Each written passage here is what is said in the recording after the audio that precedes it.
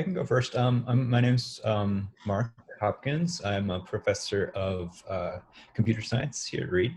I specialize in areas like artificial intelligence, machine learning, and my particular domain that I work with is natural language processing, which is trying to get computers to understand language in the ways that humans do. Hi, I'm Kelly McConville. Welcome to the Faculty Office Hours. I teach statistics in the mathematics department. I'm a survey statistician, and I actually work on problems across a variety of domains, but my primary collaboration is with the U.S. Forest Service. And so we look at taking data from a lot of different sources to try to come up with good estimates of forest attributes. My name is Jerry Sherman. I'm in the mathematics department as well. In recent years, my work has focused on computing things called Siegel modular forms. It's a little hard to explain that, but loosely speaking, these are objects from the analytical side of mathematics that conjecturally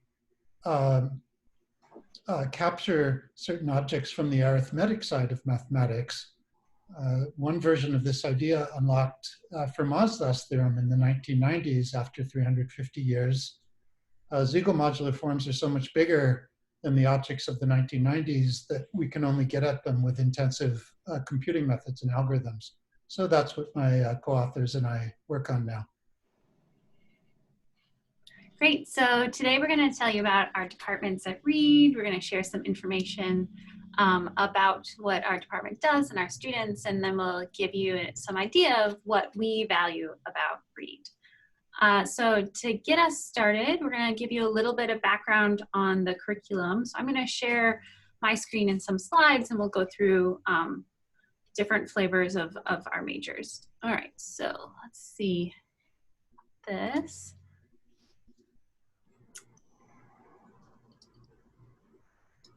Okay. Can someone tell me if they can see these slides? Great. Okay, so Jerry, I'm going to let you get started since it's the first slide is the pure major. Okay, great, thanks. It's a nicely assembled slide. Let's see, is anybody seeing my cursor moving around? No. Never mind. Well, the first course is calculus. If you come in to Reed already having taken AB or IP calculus, you can skip that one. The second course, numbered 112, is more of a focus on pedagogically on writing mathematical arguments. Mathematically, it's on the foundations of mathematics that underlie calculus. The real number system, how it works, what ideas underlie limits, and so forth. From there, one can move on to a linear algebra course. You can see that that one's number starts with a 2, connoting that it's probably a first semester sophomore course for people on the basic trajectory. From there, one can go on to vector calculus and then onward to 300 level mathematics courses. Also, one can go straight from linear algebra to the modern algebra class. That's also a 300 level course. But somewhere in there, one should take the other 100 level course on discrete structures. That has some number theory in it, some probability and statistics, and some combinatorics as a sort of complement to the analysis. The upper division courses are listed there in the bullets. I don't see it's worth my enumerating all of them right now, but I'd be happy to answer questions about them later in this session. Kelly? Great. So what I want to do is talk to you about the statistics courses we have. And so we do have a math stat major. So it's a mathematics major with an emphasis on statistics. If you're going to do that, then you're going to swap out that abstract algebra class and add in probability. So there's 391 and mathematical statistics 392. So I would consider those more theoretical stats classes, really understanding where estimators come from. But then we also have a suite of applied statistics classes that you can take. Those are the orange ones at the bottom of the slide. So we have an introductory course. You may or may not take that course depending on your AP credit, but most likely you will have to take it because it has a pretty strong computing component to it also. Then we have two 200 level applied statistics courses. Data science, you really dig deeply into the coding, graphics. Right now we're making interactive web applications. And then stat learning, which is a modeling course. And then we have a 300 level statistics practicum course where students do a semester-long project that's motivated by a faculty or staff member on campus. So I'm running that course right now. We have a project coming from political science. We have a project coming from our head of community safety. So he counts crows. So we're doing a crow, urban crow roost project with him. We have a forestry project from my research and a project coming from our institutional research office. So those are the stats classes. I'll hand it over to Mark now. Thanks, Kelly. So at Reed, because of computer science's close relationship with the math department, we have a fairly strong math element to the computer science major. And so a lot of the classes that Jerry and Kelly have been talking about are also prerequisites for the computer science major, but since it's computer science, we don't have as many prerequisites. So we go up until linear algebra, but we don't require multivariable calculus unless you do the math CS major, which may be the next slide, I'm not sure. But if it's just a computer science, then you take calculus, you take analysis, you take discrete structures and linear algebra. And then from there, there's also the computer science track, which basically this 121 course that you see, CS1, is an introduction to computer science, but at the college level. Most people cannot pass out of that even if they have taken AP computer science, just because computer science as taught at college or university tends to be a little bit more mathematical, a little bit more abstract. And so we encourage people to take that course, but next year there's going to be two versions of that course, one for people with experience and one for people without, depending on what your background is. After that, there's a course that follows that, Computer Science 221. I have a question here, which I will get to in a moment. And so then we require a few junior, senior level classes as well for the major. So algorithms is kind of the study of how computers actually can process information and studying how fast they can do it in a way that's formal. So this class is very kind of mathematical because what we're doing is we're studying how to do things and how fast they can do things. So for instance, you can prove that the optimal way to pack your trunk full of objects is actually impossible to compute except in exponential time if certain theorems that people believe to be true or certain conjectures that people believe to be true are true. 387 is even gets even more under the hood there. So we come up with formal mathematical models of computing. 389 is a bit of a different tactic. So 382 and 387 focus on the theoretical and mathematical side of computing. 389 focuses on more of the practical side of computing. So if you have a very big system that you need to build, so for instance, Zoom, then how would you put all of those things together in order to create a functional system? So let me answer this question that has been posed through the chat window. Somebody asked why some courses are not offered in 2020 and 2021. So for instance, like computer graphics. This is one of the things about a liberal arts college is that what we try to do is we cycle through courses so that everybody has a chance at particular courses. But because we're a smaller department, we make sure that those courses appear at least once every 2 years. So if you don't get a crack at the course during junior year, what you typically get is an opportunity to take it your senior year. All of the required courses are offered every year. So 121, 221, and then the ones you see, 382, 387, and 389 are offered every single year. It's also a question about what sort of resources the school provides when it comes to computer science. We have computer labs that have hardware available for students who need them. The library has a loaner program for people who need laptops for their classes. We have also textbooks on reserve in the library if you can't afford it, and a lot of times there are online options for those textbooks which are more affordable, or you can rent these textbooks online. It's not always true. So there are going to be some expenses incurred in buying some of this stuff like textbooks. It's always a lot easier if you come with your own laptop, but there are options if those are not available for you. Oh, also, what languages computer science taught in? There's a question there. We start in Python, we move to C++ and CS2, and then the upper division courses depends on the course. So certain courses are, easier to teach in a particular language. For instance, machine learning and deep learning are, well supported in Python, so that's what we use. But for a systems course, it makes more sense to use something like C++. Great, so before we open it up to questions, we just wanted to talk to you a little bit more also about how our departments build community and things that we value about Reed ourselves. So I'll start by telling you about some of the things we do to build community. So just this year, we started a stats club.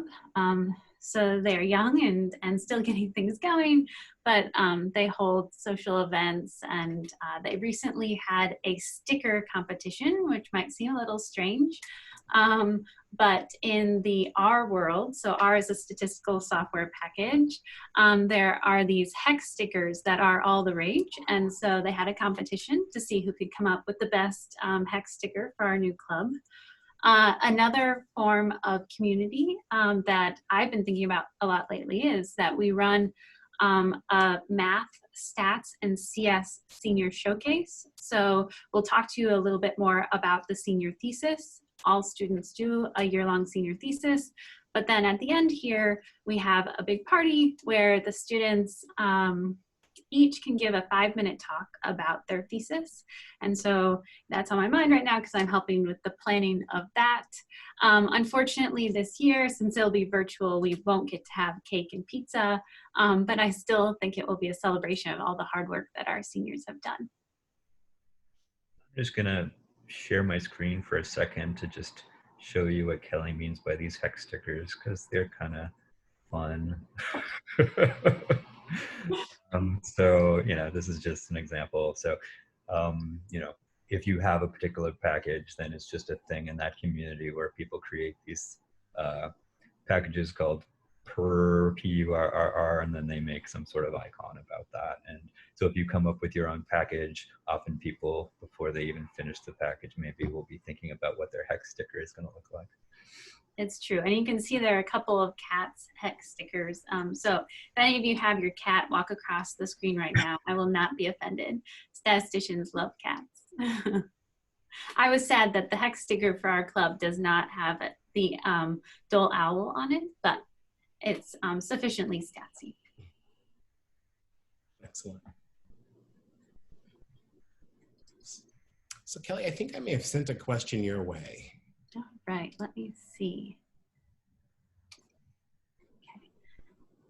Okay. So a question was, is functional programming a part of the curriculum at Reed? So Mark, I'm gonna give that question to you. Yes, it is. It's not, well, okay.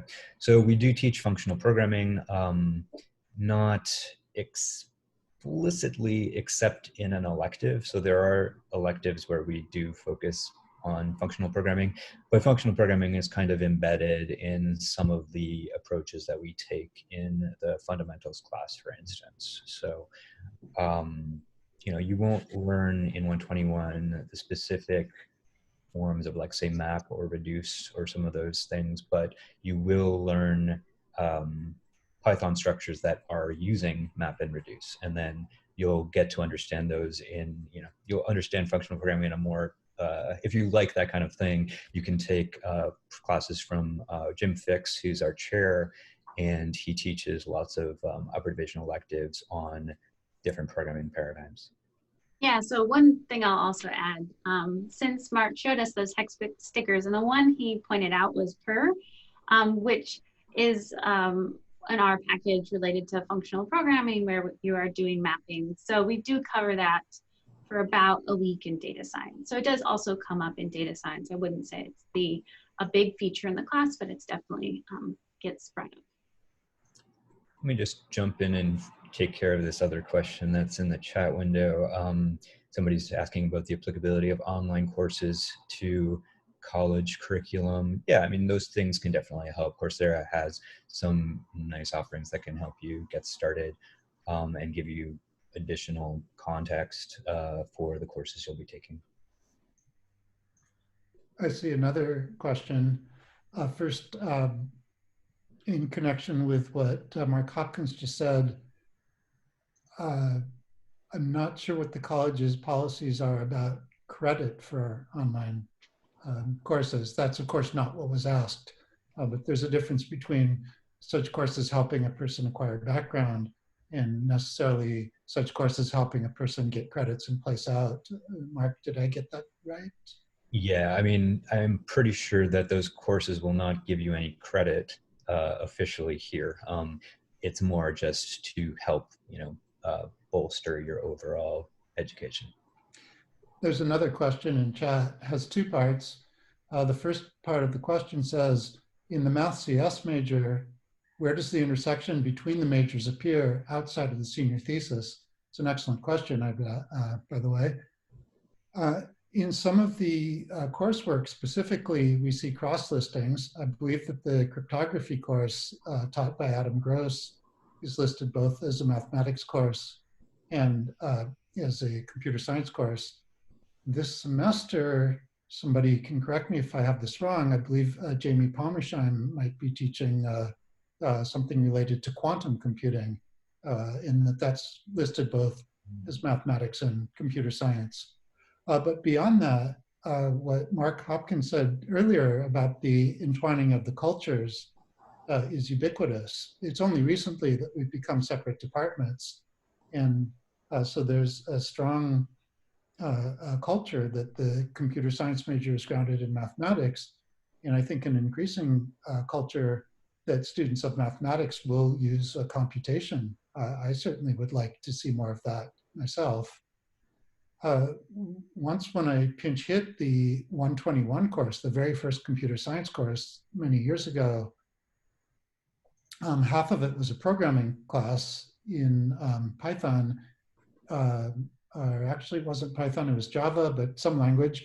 The other half used a book by Michael Sipser at MIT, which is a computer science theory book for juniors at MIT. We were using it in a freshman course here. We didn't get all the way to the end, to be fair, but we college freshmen were doing a junior level MIT theory book. And I found that quite impressive, kind of daunting as the instructor. So the basic expectation of, I believe, mathematical fluency and sort of willingness to engage with ideas, I think is part of the shared culture between the two departments. Mark, do you want to comment on that? Yeah, I mean, I think that's also one of the things that really attracted me about Reed to begin with. I came here relatively recently, but what I really like about the curriculum here is that it is such a nice balance, at least in computer science, between math and computer science. Because in order to really understand computer science at a fundamental level, it really helps to have kind of both angles, the mathematical appreciation and fundamentals, and also the kind of hands-on, kind of get dirty with like creating stuff. And having both of those elements, I think, gives a really well-rounded education that you don't really see at a lot of places. So, I mean, for me, that was one of the deciding factors for coming here. The second half of the question is, what are you missing if you take the Math CS combined major? Do you still cover advanced geometry, or is the math more targeted toward the theoreticals of the CS courses?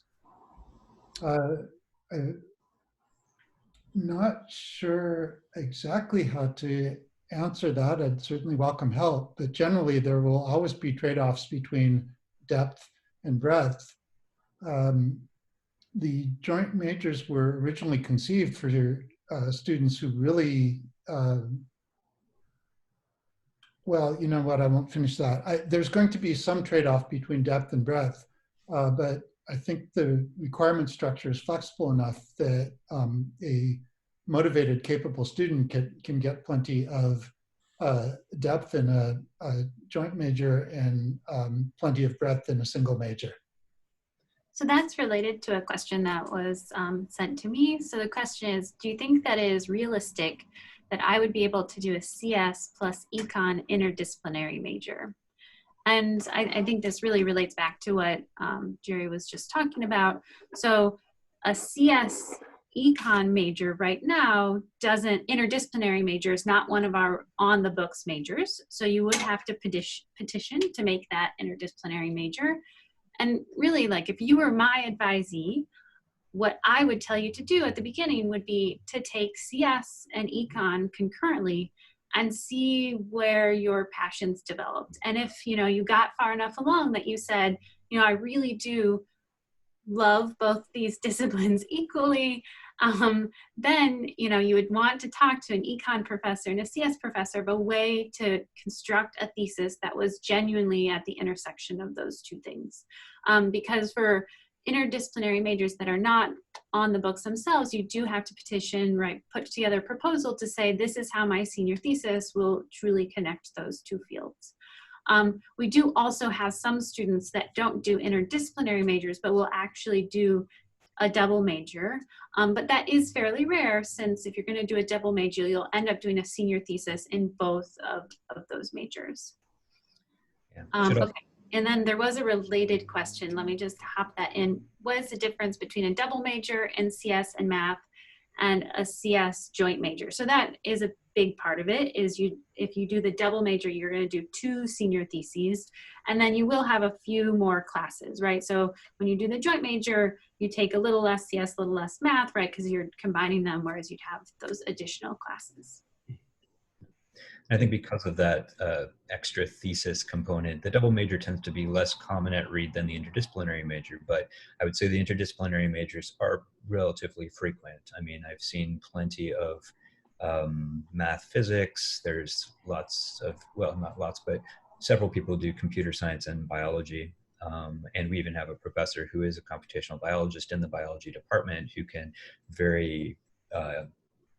can support those theses very well. There was a dance econ interdisciplinary major last year. There's a lot of opportunities to be creative with it if you have a specific interest and a particular idea for a thesis that spans both of those disciplines. As far as the math CS, that is baked in. You don't have to create that yourself. And just to be clear, like the 1 and 2 level requirements are all the same between math and math CS. The only difference is going to be in which 3 level classes, the junior senior electives, that you take. And there's certain 3 level requirements in math that aren't present in math CS. So you just have to make sure that you take a certain number of 3 level electives of your choice. And so if you want to focus on specific depth in math, then you can do that by just focusing on analysis courses or whatnot, whatever interests you in particular. Thanks for that, Mark and Kelly. I have, so I'm going to go into 2 sets of questions. And what I'm really doing is combining really similarly related questions. And so the first grouping, 3 separate questions. How many electives can I take? And these are all related to logistics and how the computer science major is set up. How many electives can I take? How large is the computer science department? And what sort of resources does the school provide when it comes to computer science in terms of hardware, software, and textbooks?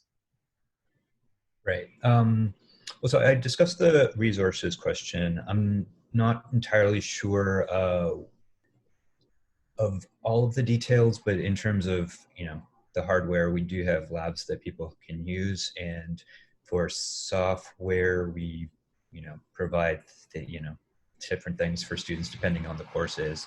As far as the other part of that question was concerned, how flexible can you be about the electives, or how many do you have to take? How many do you get to take? How many get to take? Oh, well, that you can take as many as you want, but I think you have to take 4 units of it, and then you can take as many as you want on top of that, with the caveat that you also have to finish up your other requirements and your degree. So there's no limit to how many computer science electives you can take. The main limit is, I guess, was also addressed by that particular question that you just asked, Milian, which is how many people are in the department. And right now it's as Jerry was saying, it's a fairly new department. We just established ourselves last year officially. No, this year. Yeah, officially. And so we have right now 3 tenure track lines with a 4th one opening up, and a couple of visitors. And so that means that we are able to offer, I think, approximately, it's hard to say, 6 to 8 electives every year. This is in addition to the required classes. So there are plenty of options, more options than you could probably reasonably take. And Mark knew in terms of being a standalone major, but computer science has had a long tradition at Reed for many years. Yeah. I mean, so computer science has been at least a concentration in math, I think, for several years. And we've had computer science professors at Reed for almost 20 years, I guess. So the next few questions are a bit more dense, but I'll go ahead and move forward with these. In the CS department, what sort of software development opportunities exist that aren't as theoretical as the CS stuff? Also, is functional programming a part of the curriculum at Reed? Why don't we start with those 2? Okay, well, I addressed the functional programming question earlier, and yes, it is.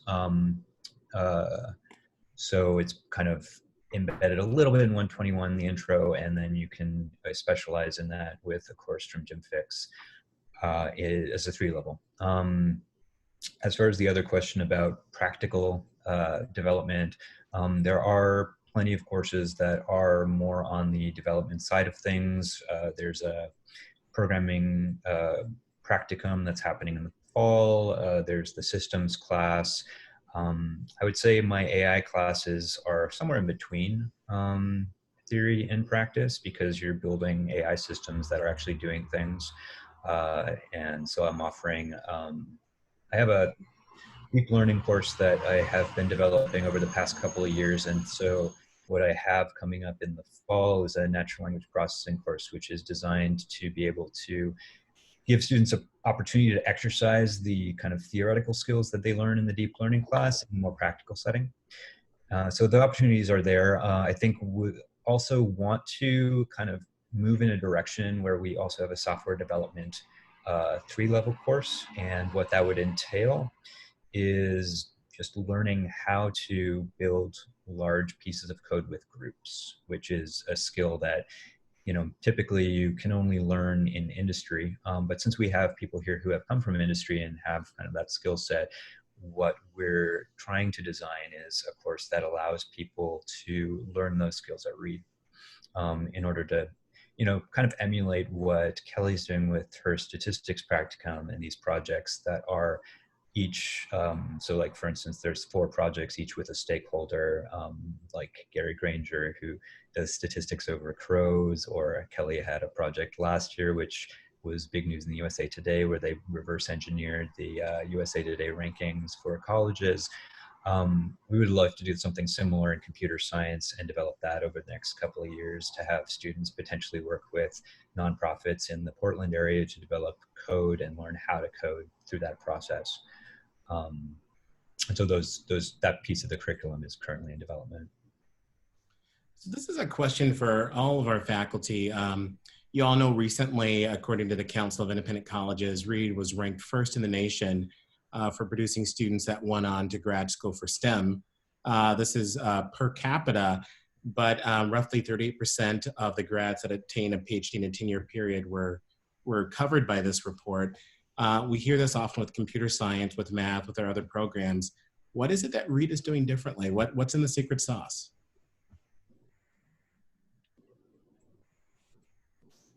So I guess I would hop in and say one thing is just the many different research experiences that they may get during their time at Reed. So I'm thinking about a student in particular we had a student just win the Goldwater Scholarship, and he has done research with a CS professor, stats professor, actually three stats professors, a sociology professor, and those have come in lots of different forms, right? So one of them was during this practicum course that we were talking about. Two others came out of courses that were not research project focused courses. He just did a project in the class, and then the faculty member really encouraged him to turn that into something bigger. Another of those was during the summer after his first year. So, right, we're giving students a lot of experience to tackle big questions and develop their research skills, which I think helps that transition to graduate school. Yeah, let me share my screen again, because I think, I like that study that Millian talks about.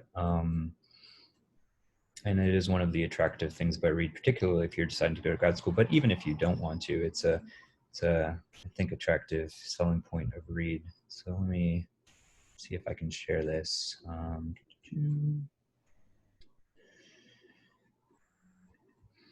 right, so there's this graph there in that study. You can see I've kind of highlighted these points. The x-axis here is the number of doctorate recipients from that school over a period of 10 years. And then the y-axis here is the percentage of students that refers to. So for instance, Reed, we're talking about in STEM, about 38% of our students going on to get doctoral degrees, I guess, which seems a little bit wild. And you see kind of the other things that are along this same top part of the graph, or like Caltech, and then UC Berkeley has obviously many more recipients, but obviously many more students as well. And I think one of the reasons why Reed does manage to do this is, for me, I think the senior thesis is a big part of that, because everybody has to work on a year-long project with a faculty member. And so it gives them a taste of what grad school will be like. It also gives them experience that they need to succeed in grad school that you don't really get at schools where you don't do that process. I mean, I went to Berkeley as an undergrad. Obviously, I did go on to get a PhD, but I don't feel like I was very well prepared for that at the point when I went to the PhD program. When I went there, I was like, how do I read a paper? I don't know. I had to learn all that from scratch. But at Reed, you're going to learn a lot of that process.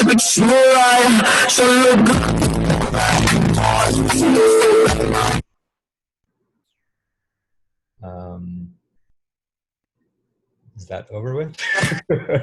That's okay. We just had a little sound snafu with headphones. We're good. Okay. Yeah, so...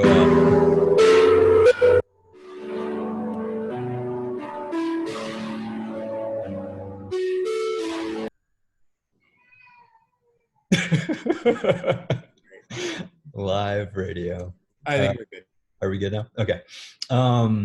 Okay, so yeah. So, I mean, I think that one of the things that distinguishes Reed is that it really does prepare our students. Not only that, but it gives you a sense of whether you'd want to do it or not, because it's really tough to know what grad school is like before you go to grad school. And so a lot of people go to grad school and then they're like, I'm not really into research and I don't love it that much. Reed gives you this opportunity to try it beforehand. And if you don't like it, then great. You go on and get a job in industry or something like that. If you do love it, then you know you love it and you're well prepared to do that. Plus, you can come to Reed and learn how to make that graph interactively so that those dots aren't covering each other. Yeah. In data science. Yeah. I guess that this is a good opportunity to answer this question that I was posed about sharing the opportunities that there would be for doing research during the summer or the school year. And so, yeah, no, I have, there are lots of us that do summer research with students in addition to thesis research. I have, I think, 4 students who I'm going to be working with on research projects this summer. I worked with 3 last semester. I believe that's not uncommon in math as well.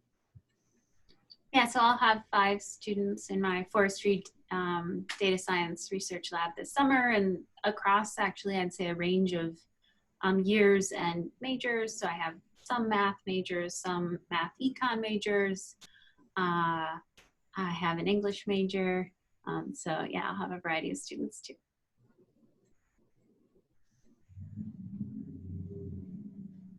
Excellent. So, Jerry, any thoughts about why Reed's approach to education might be a bit different than what some might find at other schools? I suppose, but a bit cautionary. That statistics has been around for a long time, and this is from September. Yes, but statistics like it have been around since forever, and it's a bit complicated. So, for example, there's not much emphasis on pre-professionalism here. Which means that we send relatively fewer of our students, for example, to law school or business school or medical school. There are pre-medical programs and so forth. But in a sense, that statistic does focus on what we do best. I guess what I have to say about it is that a certain kind of student can really thrive here. And anyone attending this session who sort of feels that the description I'm about to give somewhat speaks to them is encouraged to give us a good look. First, it has to be sort of a genuine interest in ideas for their own sake and curiosity about them, and willingness to do work to acquire ideas and scrutinize them, subject them to stress tests, and sort of learn their strengths and their limitations. A second ingredient to succeeding here and perhaps going onward is related to what Mark and Kelly have spoken about. Reed may not be the best school in the world, but I think in terms of faculty commitment to teaching, we're way up there. And so if you're comfortable with people outside your own age range and willing to work with them and learn with them, as compared to sort of viewing teachers as remote figures and just working alone or working with your classmates, it can be very rich here because the faculty are so eager to teach. The third trait that I think helps distinguish. Mylan, can you mute everybody except the person talking? Okay.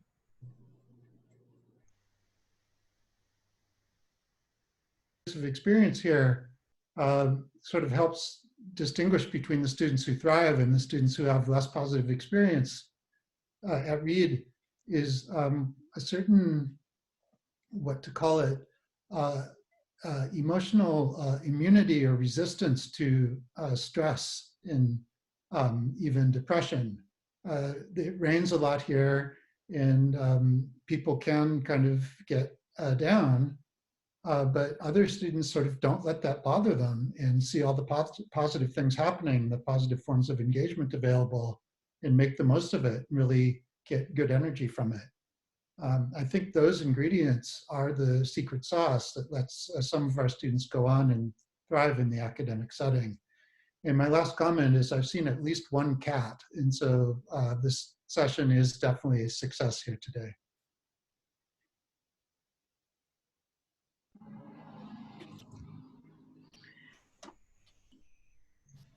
Thank you, Jerry. I think that was a nice way to come to the end of our session. We're actually a bit over time.